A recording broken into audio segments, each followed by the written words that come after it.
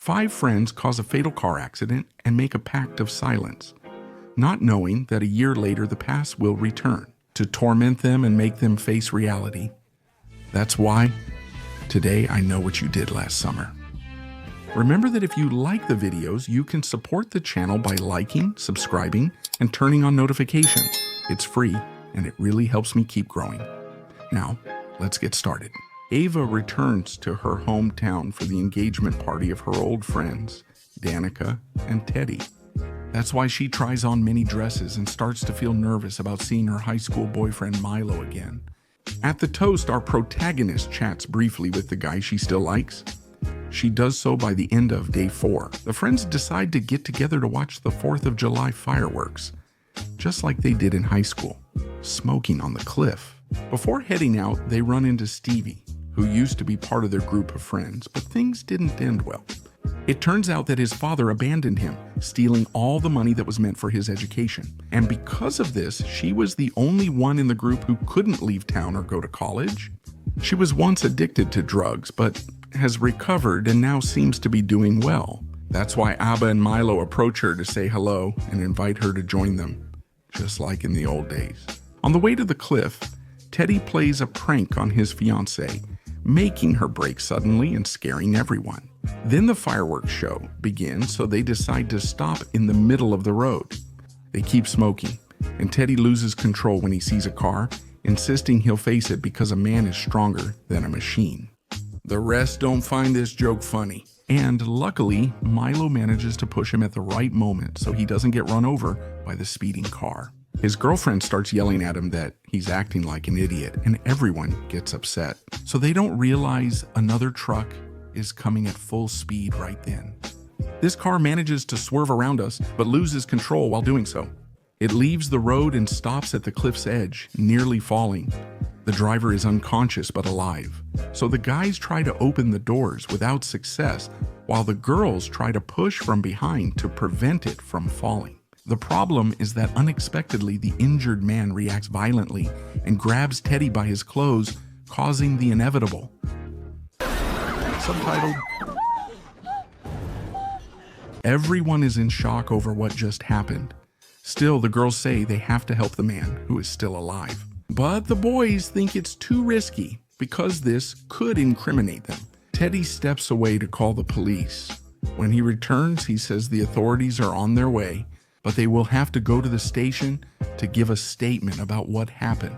For Ava, this seems strange, and she insists on saving the man while Stevie starts to panic. She worked hard to rebuild her life and now fears losing it all. They all agree to get in the car, and Ava reluctantly joins due to group pressure. On the way, they see police cars and ambulances pass, so Milo assures our protagonist everything will be fine. But at the next intersection, Danica takes a detour, and instead of going to the police station, she goes back home. There, Teddy tells them that everyone must keep the secret about what happened, and promises them that his father will make it look like they were never there. A year later, Ava has a passionate scene with a girl named Tyler at the airport. It turns out she has returned to town for a new party. Tyler asks her for a ride and Milo agrees, even though the trip is a bit awkward for all 3 of them. That's when we find out that the new girl has a true crime podcast. She's in town to record an episode about the '97 massacre planned by the county's most notorious serial killer.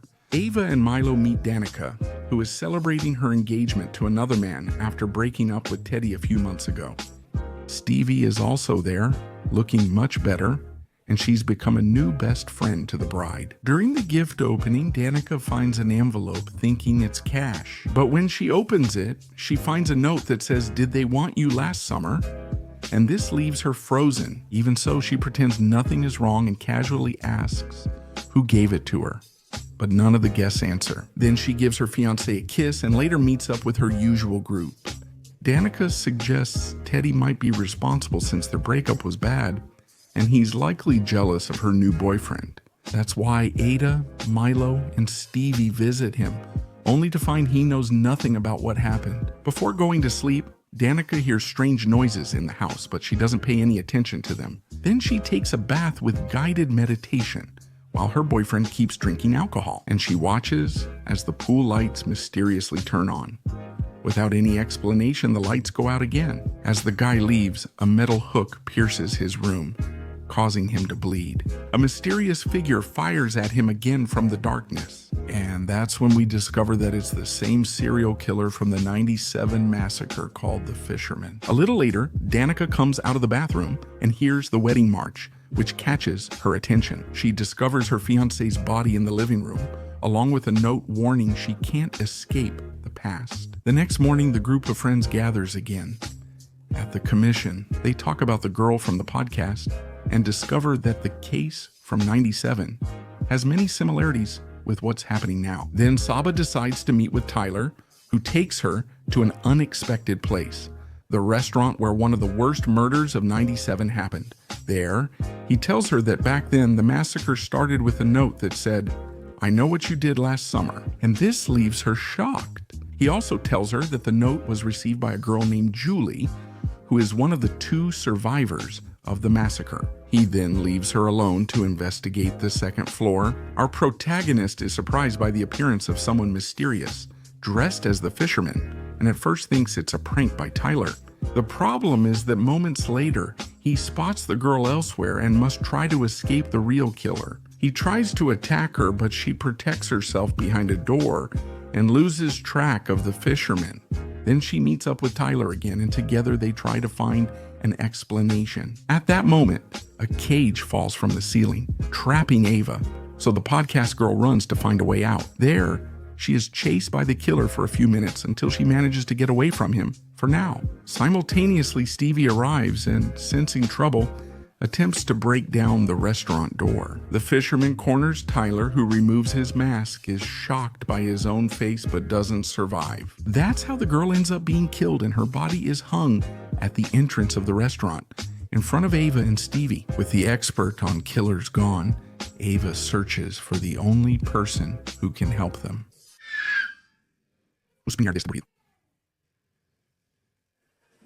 The one and only Julia James from the first movie. Initially, Julia thinks it's a joke, but soon realizes some people have actually been killed by a man dressed as a fisherman. That's why she asks a key question. What did you do last summer? He invites her over to give survival advice, making it clear this is personal. She can't flee. She must identify who it is to catch them. At City Hall, they hold a meeting to talk about the recent murders, and the mayor tries to figure them out, but the kids disagree with her because they know everyone is connected. Then Ray himself from the first movie says that everything that's happening is connected to the massacre of '97, causing alarm among the citizens. We'll also learn he owns the bar where Stevie works, which is why his friends talk to him there. Ray tells them about the accident a year ago where Sam Cooper died, mentioning he was married to Julia and suggesting they investigate the truck involved. That's why the guys go to the mechanic, who reveals to them that the car is registered under Judah Gillespie's name, and it turns out he's the town's pastor. While Danica and Teddy visit the cemetery, they notice fresh flowers on Sam Cooper's grave. So they ask the security guard to check the security footage. The problem is that the fisherman manages to kill the guard just as he's about to find out who brought the flowers. He uses a distraction to attack Danica and chases her to the auditorium. Luckily, Teddy arrives just in time to save his ex-girlfriend while the killer escapes. That night, Ray visits Julia to confront her about the risky advice she gave Ava, since it endangers them both. We see that they don't get along. Still, he tells her Stevie is in this group of kids, and as his employee, he must protect her. Danica invites the rest to sleep over at her house to be safe, but just then, Stevie gets called into work, so she says goodbye quickly. So Danica and Teddy choose to share the bed despite being separated for a year. Meanwhile, Ava and Milo finally begin flirting openly. But right before getting intimate, the guy has trouble concentrating, so he decides to go out for some air. He gets in the car looking for his phone charger, and when he comes back, he finds that the house door is locked. This is all part of the fisherman's plan, who strangles him until he dies. The worst part is he messages Ava to make her think Milo left disappointed. At dawn, Ava and Danny go to Pastor Yudah's church, and our protagonist manages to talk to him. Meanwhile, her friend looks for information in his office, finding a photo of the religious man with Sam Cooper, who was part of his group of addicts in rehabilitation. With this information, the friends go to the police to report him, but the authorities dismiss them and keep them locked up for hours. To give the appearance of dealing with this matter, for his part, Teddy goes to the gym, and during his time in the sauna, he finds a message written on the glass, warning him that he will be next. A few hours later, Stevie worries when he can't reach any of the guys. Ray reassures her by saying he'll keep his promise to her father to always protect her. That same day, Teddy gets a visit from the fisherman, with whom he has an epic hand-to-hand fight in which he ends up seriously injured. Suddenly, his father finds him wounded in the garden and is surprised by an attack when he rushes to help from the same killer. The next day, Ava and Danica are released, but they lose control when they learn that Teddy and his father were murdered. The worst part is both bodies are on the dock. Making things worse, they find out Milo was also murdered in his car, leaving them as the group's only 3 survivors. Ray advises them to take Teddy's yacht to escape to a faraway place. Meanwhile, the police are looking for Pastor Yuta to arrest him, but they discover that he was also murdered and his body is missing. At sea, Ava and Danica are interrupted by a mysterious person. The fisherman, who followed them, is about to attack when he reveals his identity. This way, she discovers that it's her friend Stevie, who met Sam Cooper in Pastor Yuta's rehab group. She organized this revenge over being excluded in high school, after her father left her with no money. She also admits that Sam Cooper searched for her the night of the accident, fearing she'd relapse into drugs by being with them. That's why he took the pastor's car, and tonight he died because of her. In the middle of this conversation, Danica distracts her to escape from her, so Ava asks for help from those around her. Nearby, Ray grabs a gun to stop Stevie, but Stevie holds his friend hostage. Ray tells her that the police came looking for her, but he didn't turn her in, and right then, the girl decides to shoot Danica, throwing her into the sea. Ray asks her why she didn't seek his help. As Stevie loses control, he shoots her and throws her body into the ocean. The man tells Ava the nightmare is over, and she calls Julie to reveal Stevie was the killer. She then recalls what Ray said about the girl and begins to suspect him. The protagonist notices Ray's bandaged arm and recalls attacking the fisherman there days earlier. That's why she tries to escape, but the yacht door is locked. Ray tells her that Stevie spared her because she was the only one who wanted to go to the police after the accident.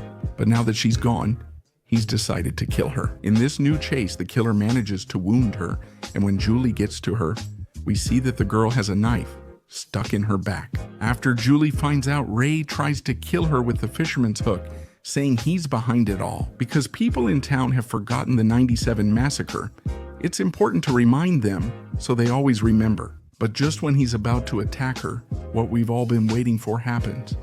The girl, Hours later, we find out that the ocean current carried Danica to the shore on a beach, and surprisingly, she survived. At the hospital, she reunites with Ava and they're discharged together. They have lunch together, where our protagonist tells her Stevie is alive. Though it sounds extreme, they agree they'll eventually have to kill Stevie. But the story continues as years later we see Carla from the first movie again, who is surprised to see what happened to Julia on the news. It's actually her who rings her doorbell to tell her that she has something important to tell her. She got an envelope that said, "This is not over," and inside it, there's a photo of both of them from their high school days. The scary part is Carla's face has an X over it, like she's being crossed out, so she and Julie decide to fight together again. This was I Know What You Did last summer. Remember to comment your movie suggestions, subscribe, and enable notifications so you don't miss future videos.